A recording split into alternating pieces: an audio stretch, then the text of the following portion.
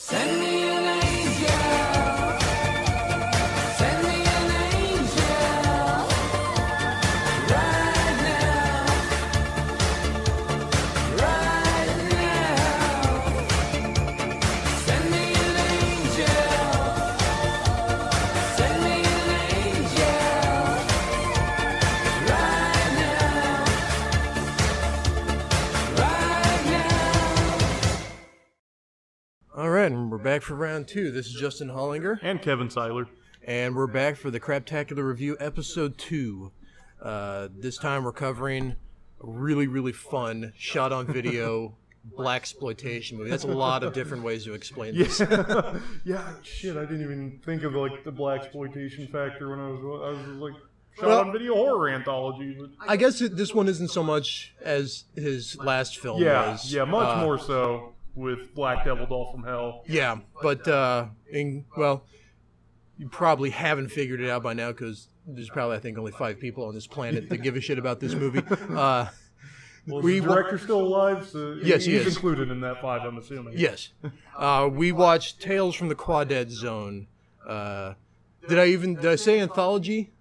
I said shot on video Yeah. and blaxploitation. Horror anthology. So 4 different terms to explain this movie because it's such a complex piece of work.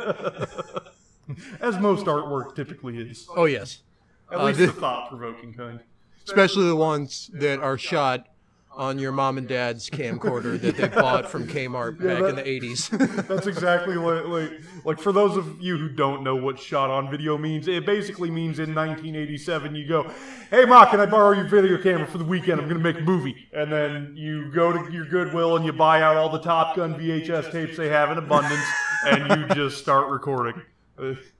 I always tend, more than anything else, I think the ones that I come across the most at a Goodwill or a Salvation Army is Forrest Gump. Forrest Gump, Titanic, and Jerry Maguire. That's Yep. like the trifecta, which none of those were out in 1987, so Yeah, Chester Novell that's true. Turner could not have accessed those. But I'm a little, my mind's put at ease a little bit right now because I just realized you pronounce his middle name the way I do. Yeah. I was wondering, like, how do I pronounce this? I'm just going, there's 2 L's, so I'm saying Novell. Yeah, which doesn't make any sense.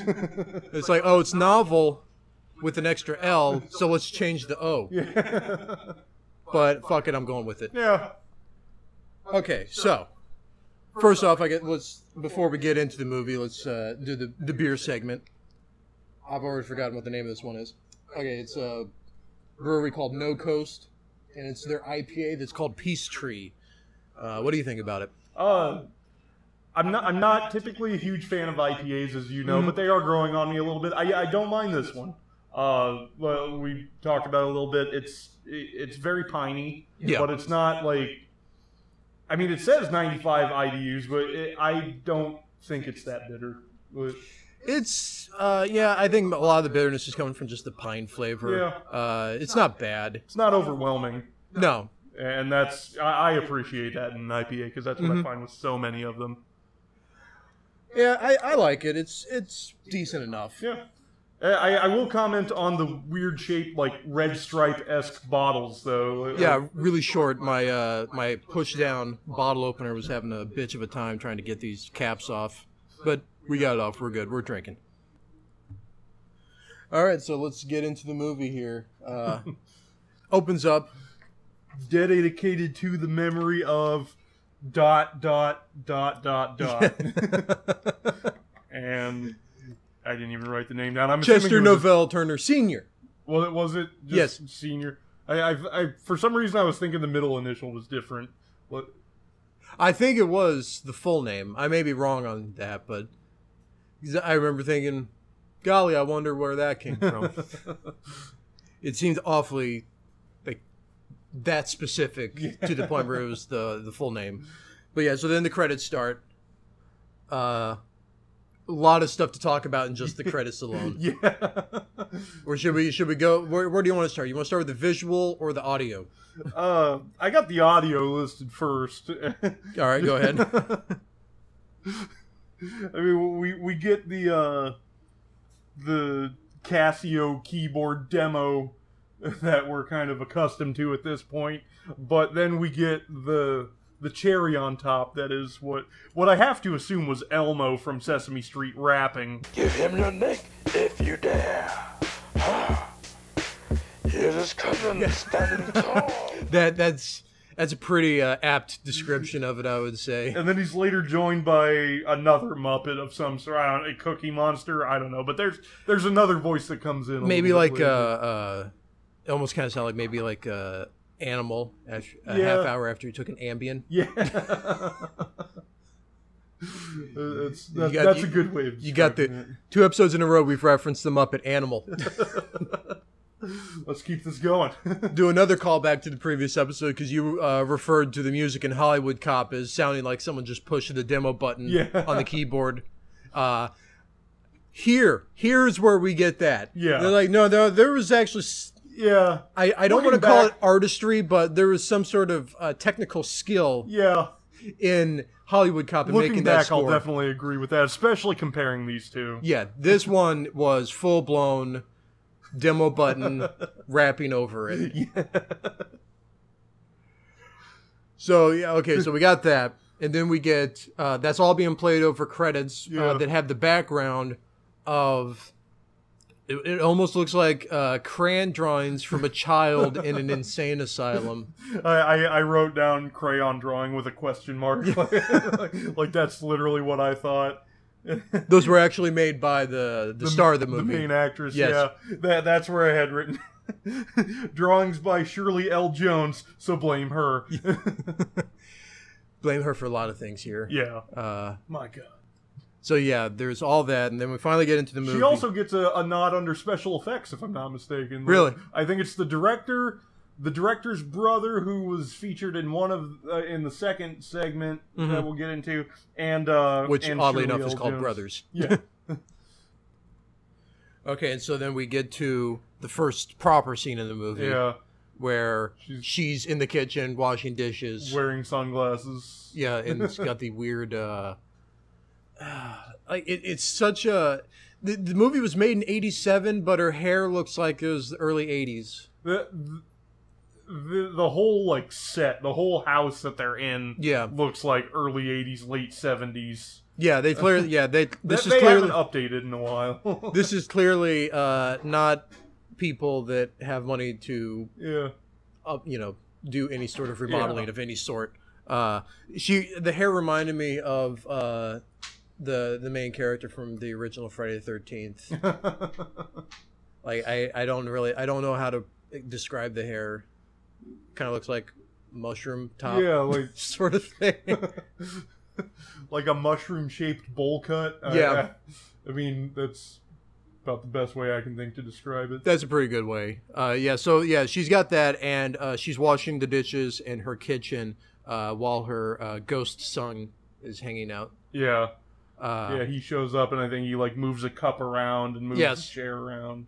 Like that's how they we find out. Oh, there's a ghost here of which she's fully aware. There's a coffee mug hanging in midair from a fishing line that you don't see through the magic of low resolution VHS. And she just picks it up and is like, "Oh, thank you, Bobby." Yeah. Which I think I might be jumping the gun on this. I think it's a couple minutes until this first shows up. I just want to get it out of the way. The way he always makes his presence known is by blowing in her face and making the sound.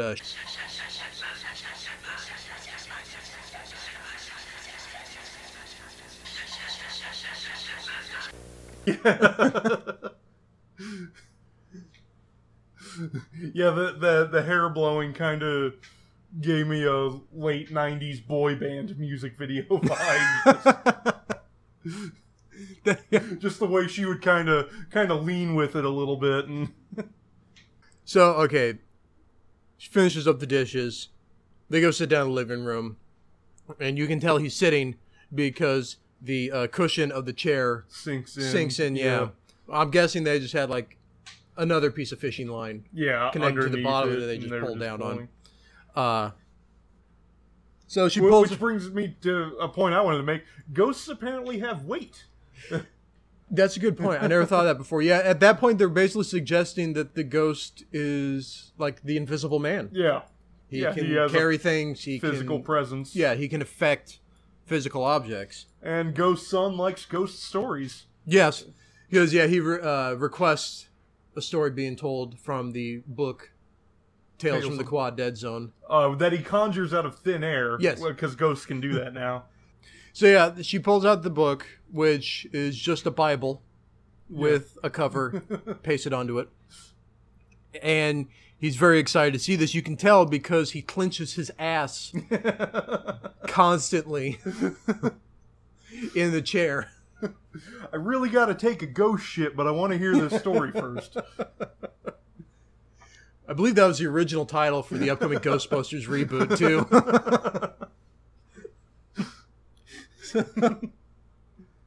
Oh, I forgot to mention. We went past it.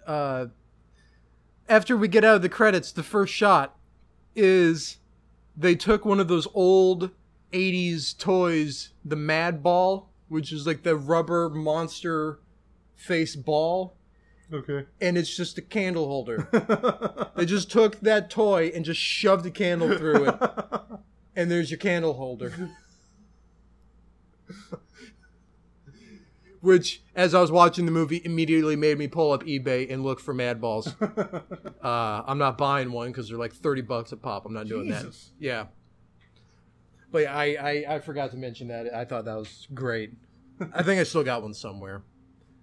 Yeah, there's a few moments, I think starting around here, when she starts introducing the first story, where the music is so loud you can't hear the dialogue. That's kind of a trademark of of Chester Novell Turner's. Because I definitely remember that popping up frequently. I think in Black Devil Doll from Hell. So we get into the first story, which is called It's called Food for ? I'm glad you caught that because I backed it up a couple times trying to fucking figure out what she said. I was relatively certain at first, and the end credits confirmed it. Okay, that was what it was called.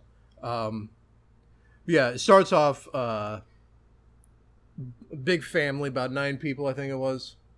I think they specified it was 9 people. 8. 8. Yeah, I have the prayer written down. Thank God for this food, although we are poor. There's 8 of us at the table, and there's only food for 4. I could have sworn it was 9, because I remember trying to crunch the numbers in my head, because I remember thinking, like the whole concept of the story is that they're so poor they can't afford enough food for everyone there, and so basically the patriarch just rings a bell to get everyone's attention, and they're basically like all, at the starting line, rings the bell again, and it's just a free-for-all. Whoever can grab the sandwich eats. You don't grab the sandwich, you don't eat. Yeah. But I remember thinking, why don't they just cut the sandwiches up? That's the first thing I thought of too. But I remember thinking that you wouldn't be able to divide it evenly. That's why I was thinking, like, either there was a different amount of sandwiches or a different amount of people. But whatever, it doesn't matter. But yeah, they could very easily just cut the sandwiches up, but they don't. So we get the golden line of, darn it, I lost again. Yes. Can we talk for a moment as to how the I think it was the mother looks? I want to describe it as it's like a helmet afro. It's a good way of putting it. I mostly just remember everyone looking like really bored the entire time. Golly, I wondered why. Yeah, there's the helmet afro, and then the pencil thin eyebrows, and she looks very emotionally hurt the entire time. It's very weird. So, yeah, we get the first scene of this story where it's, half the people, or approximately half, if nothing else. I just want to comment real quick. Like, they take the time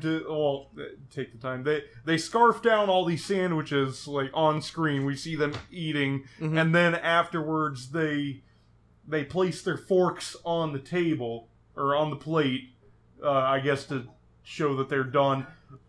Why do they have forks? They're eating sandwiches. Like, there's a That's a couple of very them good there point. that put their, like, pick up their fork and put it on the plate. Why? Only thing I can think of is maybe they adopted the mentality from an episode of Seinfeld where like people started eating donuts and candy bars and cookies with a knife and fork because they thought it was more higher class, so you don't get your fingers sticky. And I mean, clearly this is a very high class family. Yeah. They can't afford bologna sandwiches for all of them. Yeah. Okay, so then we get to day 2. Same routine. Everyone's talking to themselves. You can't hear a fucking word that's been said. I just quoted a song, didn't I? Everybody's talking at me. I don't hear a word they're saying. I don't know. I'm probably going to cut that out. So day 2. yeah, we get to day 2. Same routine. Everyone's talking. First, teddy bear, bell of doom, cue. Yeah. Everyone falls silent, gets prepared, and he's about to ring the bell again. And that's when the big overall wearing hick guy Yeah. stops him in mid-ring, then just immediately walks away. And everyone's wondering what the fuck's going on. And he comes back with a shotgun and just starts killing people. Was it a shotgun or was it a BB gun? Probably a BB gun. It even sounded like he didn't even try and splice in sound effects. It was just like... Well, if you want to take yourself emotionally out of the film, it's a BB gun. Me, I'm invested into the film. I care for these characters whose names I don't know, whose backgrounds I don't know. I'm totally invested in these people. He starts killing people, and that's when I'm going to bring up the second Muppets reference in the movie. The sounds or the voices of the people as they're dying.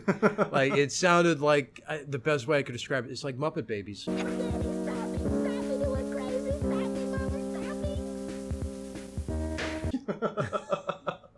Someone is massacring Muppet Babies. Muppet Baby. Muppet Baby Buggy Bumpers. There you go. So he gets done like killing half the people there. And then he just calmly sits down and is like, all right, let's eat. And then now we have enough sandwiches for everyone. Yeah, everyone's happy. Yes. Or dead. There's not a lot of in between. I was very surprised, though, like, he didn't kill the father. I thought that would be the go-to. Yeah. Like, dethroning sort of Right, thing. yeah. No. Just killed random people. Yeah. So then we get to the third day, July 17. Which, I forgot to mention, the second and third day are preceded by the dates. Yeah. Which don't fucking matter at all. No, not in the least. It could very well be December and it make no difference. It could say February 32nd, and it wouldn't actually affect anything in the story. Like, the joke is that there are only 31 days in February. The scene takes place during the month of Smarch. Stupid Smarch weather. Yeah, we get to the third day. Again, same fucking routine. Yeah. Why they're continuing this routine, despite the fact that now they have the right amount of people. Yeah. And I don't like you think if anything they'd be kind of shaken out of their routine from the massacre that transpired the day before. Like, maybe seeing half of my family killed before my eyes. I'm not hungry today. Yeah. I'm good. I'll sit this one out. Maybe if I get around to it, I'll call the cops. Yeah. Which Someone happens gets here. around to it. Yes, because then we get the I want to say like the Animal House style epilogue freeze frames on each character, which basically they tend to be just comprised of they either were shot and killed, Or, let's see here, living high on the hog in witness protection program. Or for our murderer, our killer, Mr. Overalls, gets sent to the state gas chair. I had to think about that one for a little bit. Not the gas chamber, not the electric chair, the gas chair, and not the federal one either. This was just a state crime. I'm gonna play devil's advocate here and say I would assume there is a chair in the gas chamber. Yeah, look, there's a gas chamber. You can sit down if you want to make yourself comfortable. This won't take long. We put a chaise lounge chair in there for you if you want. It's got a little cup holder on the side if you need it. Don't bring any cups in.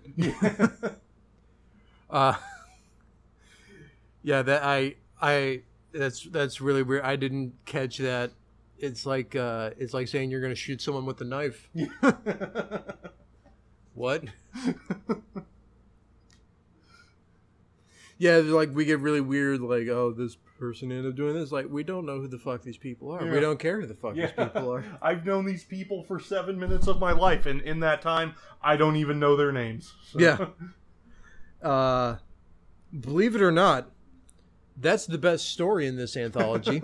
So we get to the in-between scene, the little bumper between story 1 and 2. Yeah. I don't really remember anything major of interest going on here. Just another, Oh, you want another story? Yeah. Another blow in the face. Yeah.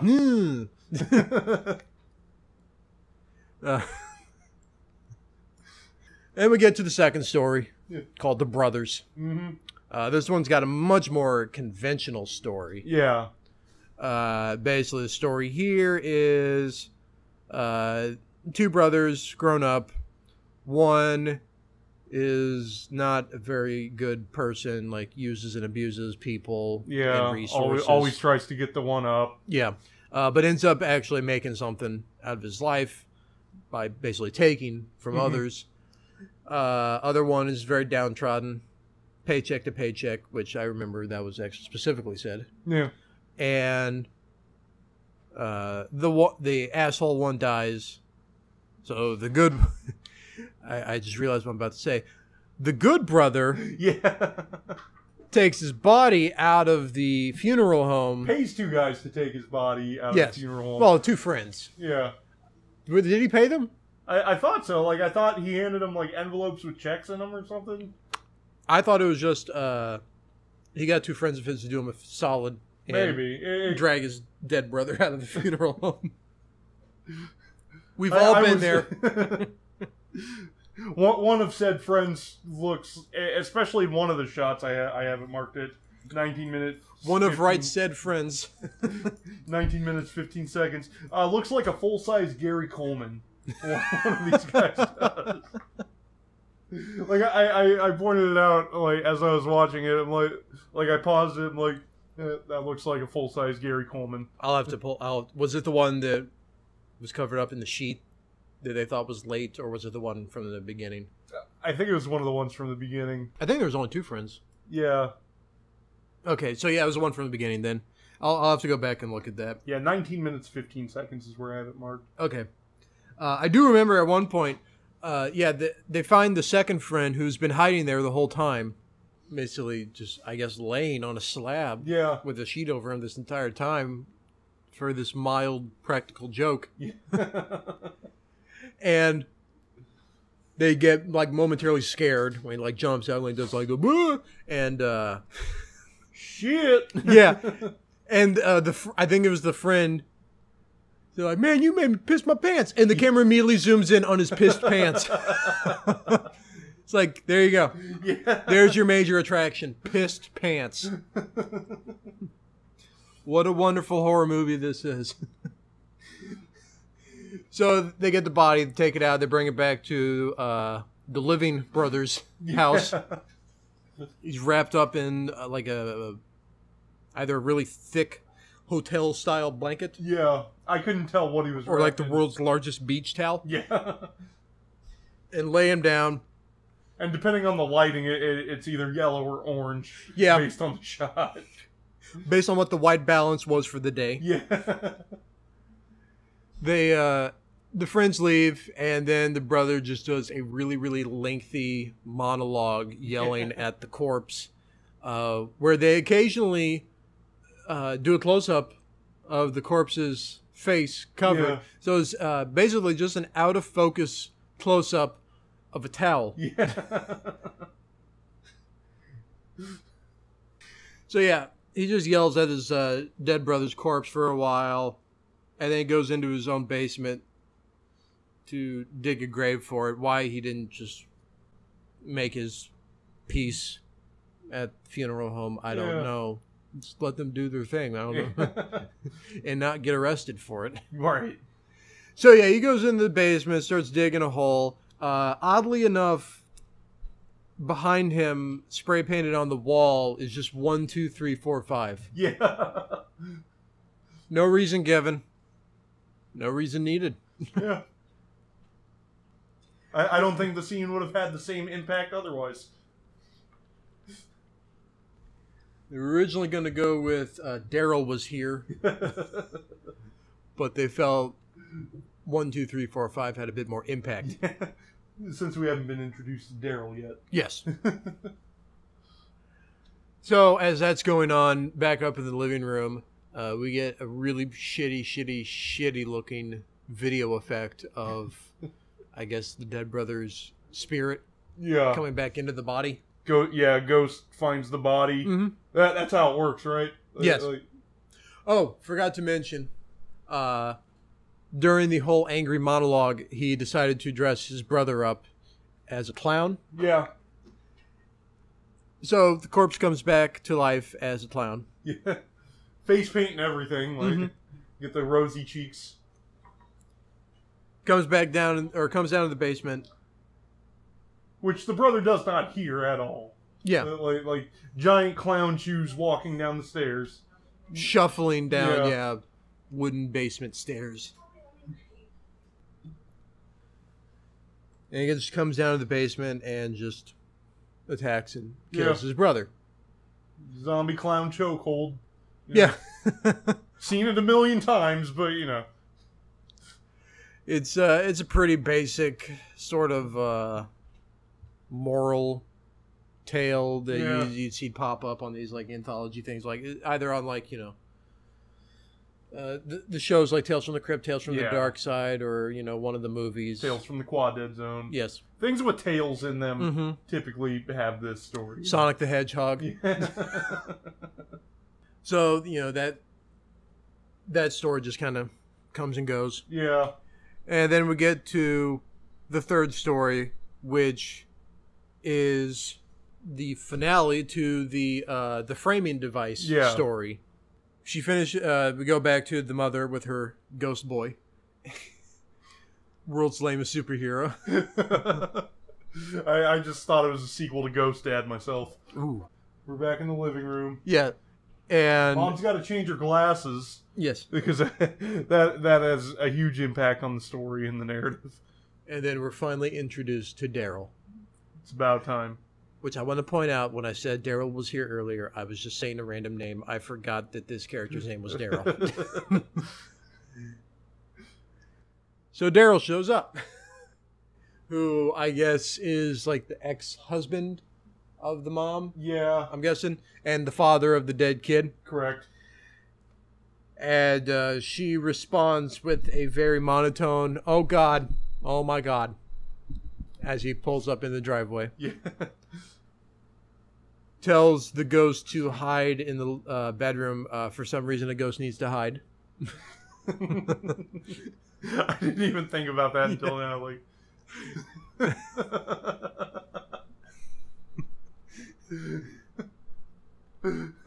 go hide. Oh, okay. I know you'll be a good boy and hide. And he just stands there for. You better hide, or else Daryl will see the nothing. So Daryl shows up and immediately just starts berating her for talking to their dead son.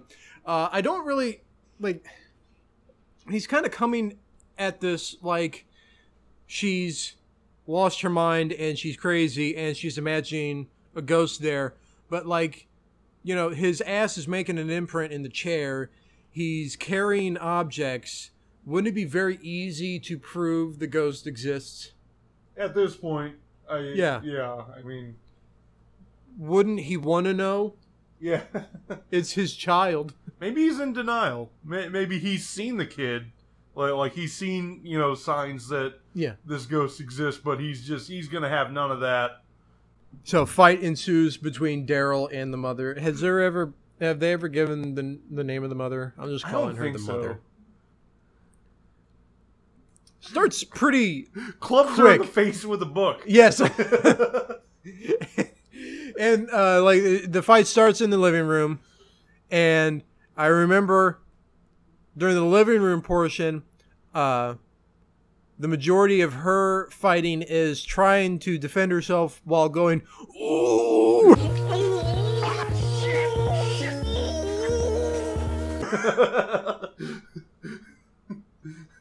The cream rises to the top.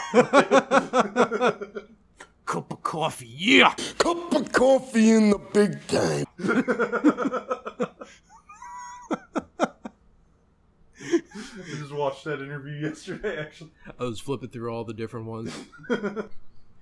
Okay, so we make our way into the kitchen where the fight continues. Yeah. Where she pulls out a knife and starts yelling, "I'll cut your balls off." Yeah. Which you can barely hear over the music. You can hear it clear enough, though, that I caught it the first time.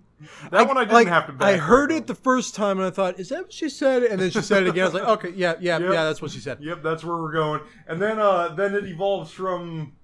It completely changes tone when she gets the upper hand, because it's cut your balls off and dance with me. Yeah, she jabs the knife into his gut and starts kind of like swinging him around and just like, dance with me. Then kind of in the middle of the knife fight, or toward the end of it, we cut up to Bobby's room, which is just like an empty bedroom that she's kind of kept neat and organized. And he's just kind of hanging out in there. Yeah, and then like no one else is in the room except for what we assume to be Bobby, the ghost thereof. And then, as we're, just kind of freeze frame in this room, we just hear the shh, shh, shh, shh, shh. Yeah. So we get the ghost kid monologue. I guess like that sound is like just his exhale or something. Actually, that would make sense because usually when we hear it, it's when air's being blown into his mom's face. So I don't know. Maybe this is a carryover from his normal life. Yeah, like when he was a child, he used to just blow into his mother's face. As children are wont to do. She's like, "Hey, Bobby, how's it going?" Okay. Okay, you go swing, sweet. But yeah, then the mom comes up to the room and she's talking to Ghost Bobby, and she says, "Daddy isn't with us anymore." So what? He's not Daryl anymore. He's Daddy. Yeah. Well, she's talking to the kid. So. Well, when he gets home, she tells him like, "Okay, Daryl's here. You gotta go hide." Yeah. Okay. Yeah, there is a bit of an inconsistency there. But yeah, she's like, "Daddy isn't with us anymore." But like, never is it even considered a possibility that maybe the dad's gonna become a ghost now. Maybe we're gonna get Ghost Dad coming up the stairs. I was very curious as to where that was going because I heard "never isn't it even," and I was like, "What?" They say it don't be like it is, but it do. Stars and shit. Neil deGrasse Tyson. Shit's on fire, yo. Okay, so yeah, she presumes that Daryl is dead in the kitchen. Yeah. And gives the news to Ghost Bobby in his bedroom. Unbeknownst to her, Daryl isn't dead. What a twist. Yes. Daryl is able to drag himself to the phone and call the police and say, and I'm paraphrasing here, the bitch tried to kill me. Mm-hmm. So I'm guessing they traced the phone call and just went to the house. Yeah. And like I want to stress here, because a little bit, I'm breaking the fourth wall here a little bit. Okay. When I'm watching a movie for the podcast, the way I do it is I have on one side like little notes of interest that I want to bring up about the movie, and then on the other side I'm breaking down the movie scene by scene. And with this movie, holy shit. Like, I got here, okay. 45 minutes and 25 seconds in is when the fight ends. 48 minutes and 20 seconds is when the cops show up. So we have 3 minutes of borderline nothing going on. 3 minutes of just her saying to the ghost, Dad's dead. And him calling the cops. Yeah. That takes up 3 fucking minutes of a movie that's an hour long. Clearly, they didn't even really have enough for an hour. Yeah. There's so much filler in this movie. It's unbelievable. But it's like, it's weird because there's so much filler, but it's never boring. Yeah. It's just...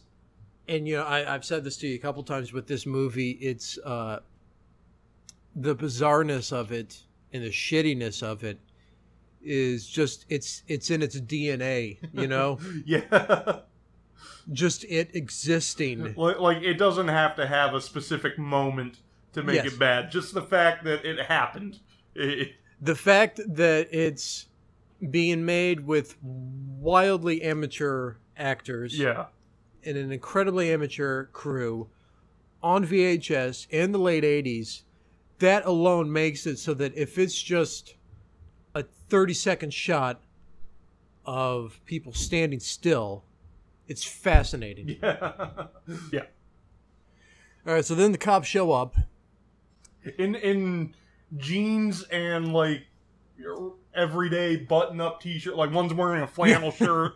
One's wearing, I think, like just like a yellow or an orange shirt. This is their side job, being cops. Moonlighting. Yes. Well, I work at the box factory down the road for 40 hours, but then on weekends I'm a cop. It's kind of weird, the actors playing the cops. I use the term actors loosely. Because they're clearly not acting very well, but at the same time... They seem to be following the protocol relatively well. Yeah. Of what I would expect from a cop. So I'm thinking maybe these are actual cops. That he just, like, knows. Yeah. Like, hey, you busy this weekend? Like, got my mom's video camera. We're going to make shit happen. Oh, you saw Black Devil Doll for me. It's going to be like that, but different. So, yeah, the cops show up. And... they pretty quickly realize there's a dead body in the kitchen, as cops are wont to do. Yeah. Can't count the number of house parties I've had ruined with that exact scenario. With kid and or play. Yeah. So, clearly they're going to arrest her for murder. Yeah. Which they start to do. And then she says, well, wait a minute. Let me go into the bathroom. Okay. Yeah. And they let her go into the bathroom. I see nothing going wrong with this. Yeah. Let's go ahead and let her go into the bathroom. Oh, there's a window in the bathroom. At least she'll have a nice view while she does her business. I'll wait outside this door, ma'am. So she goes into the bathroom. And notices she's got a razor blade sitting on the little medicine cabinet. Yeah. Picks it up and just sits on the toilet for a while. And just kind of fiddling with the razor blade in her fingers. So she's clearly contemplating suicide and flashing back to better times with Bobby when he was still alive. And that's when we get the, I put it down, the jauntiest little suicide theme I've ever heard.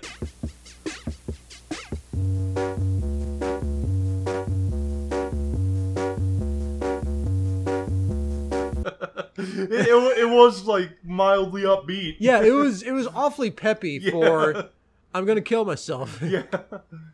And should we talk about how she kills herself? I think we might have foreshadowed it already. Well, I mean, like, usually you see, like, you know, depressed in the bathroom with a razor blade. You're thinking wrist. No, Yeah. she goes full on throat. Yeah. Well, I'll say this. Kudos for her. Yeah. That's gutsy. Every time I've tried it, I get about halfway through and I'm like, I can't do this. So let me get back out. I'm horribly disfigured. That's how you got your Seth Rogen voice, I believe. It's true. Yeah, she slits her throat. I can't remember why or how, but somehow she made it from she was sitting on the toilet to now she's just sitting on the floor. I think it shows her just like slumped down off the toilet, if I remember right. Okay. But yeah, she slits her throat. And it's a pretty obvious, just like, you know, I got the little squirt bottle in my hand. Yeah. And I'm just going to run my hand across my throat and just squirt. Spasm, die. Gurgles blood. Yeah. Yeah, she's coughing up blood, and we cut to the police officer outside the bathroom, who gives us like he kind of gives that look like I think I just heard her gurgling blood. So Yeah. he knocks on the door, I think. Yeah. And Walks in and then you just like, hey, we got a problem in here. Murder suspect committed suicide, basically. Yeah. That's the hey, we got a problem in here speech. Oh, before she does it, like just a split second before she slits her throat, they do a little homage to Citizen Kane. Do a close-up of her mouth. Yeah. When instead of saying Rosebud, she whispers. I noticed that on there. I was like, oh, hey, look at that. Okay, that's cool. And that's about it. Yeah.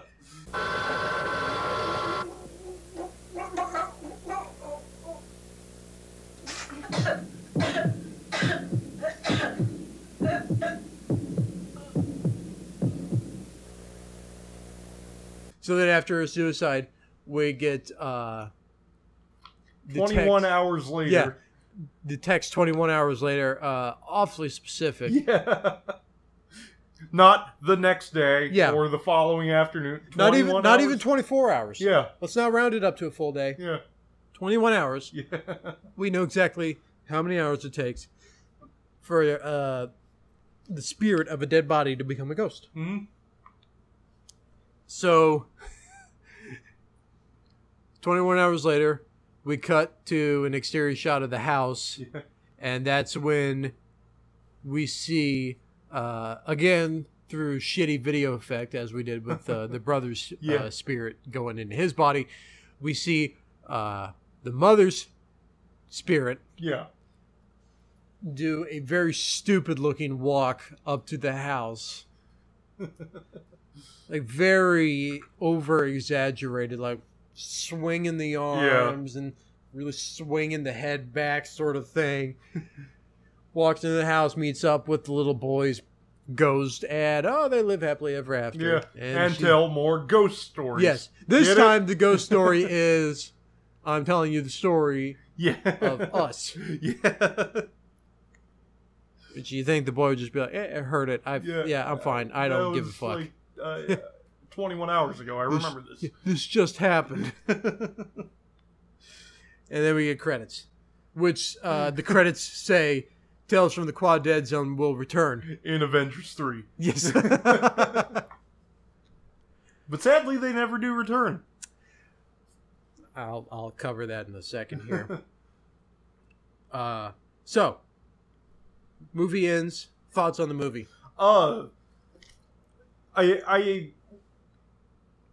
It's Tales from the Quadead Zone, not, and the spelling I think is kind of strange because it's Quadead. It's not quad dead like a compound word. Well, the other weird thing is There's not 4 stories. well that is definitely weird. Yeah, it should be Tales from the Tri-Dead Zone. Yeah. Second of all, it's a little odd because of the the capitalization, because the D at the end of Quadead is capitalized for some reason. If you look on the book, that is the case. I think it's on the box art as well. That's kind of odd. Which I don't have a copy of the box art handy because I, unlike some people, don't own an autographed copy. That would be me he's referring to. I own the double feature DVD of Chester Novell Turner's filmography, signed by Chester Novell Turner. You lucky son of a bitch. I realize this, yes. Anyway, your thoughts? I think it's more watchable than Black Devil Doll from Hell in the simple fact that it just like that's the one thing I remember from Black Devil Doll from Hell is that like so much of the dialogue, especially the stuff that's key to the story, is just drowned out by the music. Yeah, if you call it that. In this one, it's less the case, so we actually know what's going on for the most part. We can tell, we can follow the story much better. That being said, I don't think there's many moments that I'm just like, what? Like I was in Black Devil Doll from Hell, because there's just so much in that one. And I mean, being from the same director, it's hard not to compare them, both being shot on video. But honestly, I think this one stands on its own. I mean, it's only like 68 minutes long. I don't think it even gets to that. I think it's just north of an hour. Yeah. Yeah. It's not very long at all. It's very easy to get through, and I mean, you're expecting terrible going into it, like bad acting, bad direction, bad everything. Yeah. But you're still not disappointed. Even with that expectation, it's still very entertaining to watch. I'll definitely agree with that. I think it's definitely more approachable than Black Devil Doll from Hell, but my reasoning is it's not so much that it's more coherent than Black Devil Doll from Hell, but because in Black Devil Doll from Hell, there's a 5-minute long doll rape scene. And that makes it a bit more difficult to recommend to people. This one, I can actually sit down with someone oh, you gotta check out how bad this is. Yeah. And at no point am I going to feel too terribly uncomfortable. Yeah. That's a fair point. It's tough to decide which one is better in terms of entertainment value. They're both gold mines for horribly bad entertainment. They're both in the top 3 greatest shot-on-video horror movies that I've seen. And let me state this. I'm not necessarily saying that in terms of actual film quality. I'm saying in terms of entertainment value. Yeah. I don't think I've actually seen a single shot on VHS horror movie that I would say has genuine cinematic quality to it. It's almost like there's a reason for that. Yeah.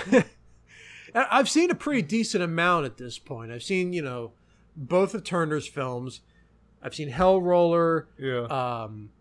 This one called 555, Video Violence, Spine. I've hit quite a few different ones. Cannibal Campout was another one. Yeah, so I mean, I've covered a pretty decent amount of ground.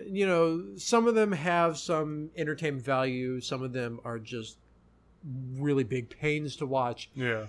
These two, as well as Hell Roller, those are the top 3 in terms of entertainment value. And I would actually probably say these two are above Hell Roller. I'll definitely agree with that. Yeah. I personally didn't really care for Hell Roller. I'm willing to give it another shot because, again, that one's only a little more than an hour long. Well, and I think also when we were watching it, you were passing out during it. I was fighting it, but it's yeah, I think we'll save Hell Roller for a different video. Yes, that's on the list of possibilities here. I really enjoyed Tales from the Quadead Zone. This was my 3rd viewing watching it. It was my first time watching it. So. Okay, I fully anticipate watching it again. Yeah. It's a lot of fun. Some fun little trivia notes about the movie. The lead actress, Shirley Jones, she did both the VHS cover art for the film as well as the artwork that was in the credits, which Yeah. we mentioned earlier. For the scenes where Bobby is just blowing in her face, they used a hairdryer to simulate that, which is appropriate because that's pretty much the only thing that it affected, just her hair. In the food for scene, or story, I should say, they used ketchup for the blood.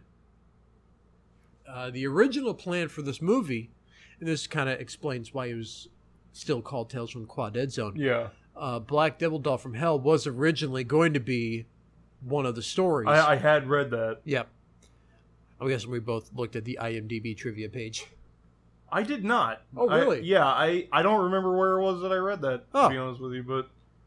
Well, yeah, that was on there. The original plan was Black Devil Doll from Hell was going to be one of the stories in here.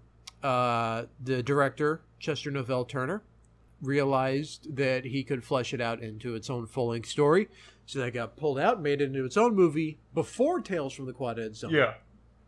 And then he made Tales from the Quadead Zone without changing the title. There were 2 different locations used for the funeral home and the brothers storyline. And this is probably the most interesting story about all this. And this is kind of covering both Tales from the Quadead Zone and Black Devil Doll from Hell. The director, Chester Novell Turner, in 1996, when the internet was kind of coming into its prime, or, starting its first wave. Yeah. Message boards were popping up, and obviously one of them was dedicated to, hard to find shitty horror movies and stuff like that. That's when he initially started getting some interest from a fan base.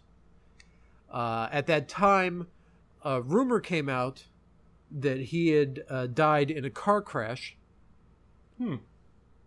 And fortunately or unfortunately, however you want to look at it, that rumor kept going until 2013. Huh. It was only then that he found out that there was a fan base going on. And that's when he came forward and said, "No, I'm still alive." Yeah. And that happened to kind of coincide with the DVD release of both of his films by Massacre Video. Yeah. Before those releases, the demand for his movies was so high that on 2 separate occasions, Tales from the Quadead Zone, the original VHS copy, sold on eBay for both $700 and $1,000 respectively. That's insane. Yeah, the VHS collecting market, it's pretty strong at this moment. After he had made Tales from the Quadead Zone, which was his second film. Yeah. Pretty much after that, he abandoned filmmaking. He became like a construction foreman. Okay. Married a woman that already had children and helped her raise her children. And that was just basically his life. Yeah. From then on until 2013 when he found out that all this was going on. Got back into it, not necessarily in terms of filmmaking, but just kind of embraced the fan base that had grown around his movies, kind of like how Tommy Wiseau embraces the Room fan base. I do remember reading one article about a screening of his films where they did like a Q&A after the movie aired or ran, and instead of taking the stairs to the side of the stage to get up to do Q&A, he just very awkwardly rolled onto the stage from the front of it. Now, are we talking about Chester Turner here? Yes. Because that sounds very much like something Tommy Wiseau would do. I don't know. Tommy Wiseau's a little too cool for that. Yeah. He's walking around with chain belts and... I think he'd brush it off as intended, because he's aware enough now, but it still seems very much like something he would do. After all this, he comes around to realize all this. The reason why Tales from the Quadead Zone is so much more sought after on VHS than Black Devil Doll from Hell is because when he made Black Devil Doll from Hell, he found a distributor to release the film. And what ended up happening, when they made the film Black Devil Doll from Hell, he ended up he paid people that worked on it, and then he found the distributor. The distributor said, we have to change the name because the original title was going to be The Doll. Yeah. And they demanded something more exploitive, Black Devil Doll from Hell. He reluctantly agreed. They also demanded to put a hard rock song during the beginning credits. Yeah. He reluctantly agreed. After all that, it finally got released, and he ended up not making a single dime from it. So because of that, he ended up releasing Tales from the Quadead Zone independently. Okay. So it was basically him and his girlfriend at the time, actress Shirley Jones, in both films. They independently made the VHS tapes, made the box art, shrink wrapped the tapes, Yeah. went door to door to rental stores asking if they wanted to put them out there on the shelves with tapes in their trunk. Yeah. Very, very low key. Very DIY. Very much so, yes. And in a way, very respectable of them. I was just about to say that, actually. Like that's some dedication right there. Like, very a lot of kudos to them for doing that. That's a lot of dedication. As time went on, his interest in filmmaking fell out. Yeah. Him and Shirley Jones broke up. He married. But yeah, I have a lot of respect for him. Not necessarily in terms of talent, because I don't think anyone's going to watch either his films and say, look at that talent. Yeah. But there's so much dedication and passion in there. I think this right here is a really great example of why I have so much interest Yeah. in really bad movies, because more often than not, they're made on shoestring budgets by people that have just nothing but passion Yeah. for the art. They have no training. Yeah. They have no talent. They have no technical ability. Yeah. All they have is the passion, and it shows. Yeah. And there's a lot more heart in an hour-long shot-on-video, piece of garbage than you get from a lot of like big-budget blockbusters that are just they're being made to print money. Like this isn't made to make money, obviously. Yeah. I mean, you look at it and it's like this is a labor of love, is what this amounts to. Definitely, I will definitely agree with that terminology. It's almost kind of like a random comparison that popped into my head. You compare this to, say, movies by the Wachowskis of recent history, which I've been starting to think of as the sci-fi equivalent of M. Night Shyamalan. It's like, just when you thought it couldn't get any worse, it gets worse. Yeah. You compare something like Jupiter Ascending to Tales from the Quadead Zone. Both movies are pieces of shit. One difference is, with one film, you have people that have technical skill and have a 9-figure budget to them. Which that's the thing I always point to, is like 9 figures. Yeah. Over $100 million. Think about how much money that is. With over $100 million, with the most primitive form of the creative process, which is the screenplay. Yeah. No one says, this doesn't make sense, that doesn't make sense, maybe we should change that, maybe we should change that. No one changes these things. No one makes it better with 9 figures and hundreds of crew members. Yeah. Compare that to half-dozen crew, friends that are the cast, a budget that doesn't exceed 4 figures, and you get the same effect. And if anything, it may be even a little bit more entertaining. Yeah. Depending on how many drinks you have in you at the time. That, I think, that says a lot for my own personal affection for these type of movies. And your thoughts? No, I mean, we've discussed this before, and you know, I'm definitely of the same mind that, like, when you have people calling the shots that don't necessarily care about the artistic merits, as you often do in big budget productions, you know, it's people with suits. They're thinking, you know, what's popular right now, what's hot right now, what's gonna sell a movie ticket. Like, that's what they care about, you know, sitting in their offices and their you know, at their, you know, conference table. Whereas this guy, it's like you said, it's, you know, they're doing this just because they love the art. Yeah. I really enjoy this movie. I really enjoy just Turner's filmography, which is basically saying I enjoyed this movie and another movie. Yeah. All right, so that about covers it. This has been the second episode of the Craptacular Revue. Yeah. As usual, comment, like, subscribe, Share. tweet, Facebook, share. Yeah. Instagram. I don't know. Tumblrify. Yeah. Follow us on Tinder. Swipe right or left, Yes. or whichever the good one is. I don't remember. I don't know. I- I've never used it. So, yeah, thanks for listening.